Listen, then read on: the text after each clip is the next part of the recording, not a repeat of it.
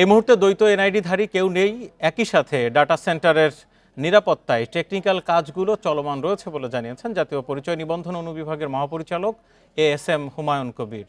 সোমবার দুপুরে নির্বাচন কমিশন ভবনে ব্রিফিংয়ে এসব জানান তিনি। বলেন ৫৮৬ জন দ্বৈত এনআইডিধারীদের প্রথমটি রেখে দ্বিতীয়টি বাদ দেওয়া হয়েছে।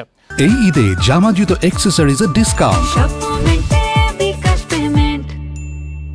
সম্প্রতি নাগরিকদের এনআইডি তথ্য ফাঁস হওয়ার প্রশ্নে ডেটা সেন্টারের কাজ প্রতিনিয়ত চলমানের কথা জানান তিনি। বলেন এনআইডির তথ্য ফাঁস ঠেকাতে বুয়েটের টেকনিক্যাল টিম প্রতিনিয়ত কাজ করে যাচ্ছে।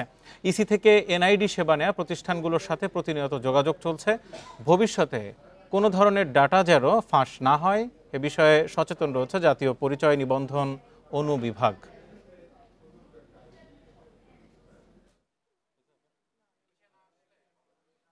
দুইটি এনআইডি থাকার যে বিষয়টি এটি ইতিমধ্যে শেষ হয়ে গেছে। এই প্রথমটি রেখে আমরা দ্বিতীয়টি বাতিল করে দিয়েছি। এখন এই মুহূর্তে আমাদের জানা মতে দুটি এনআইডি আর কারো নেই।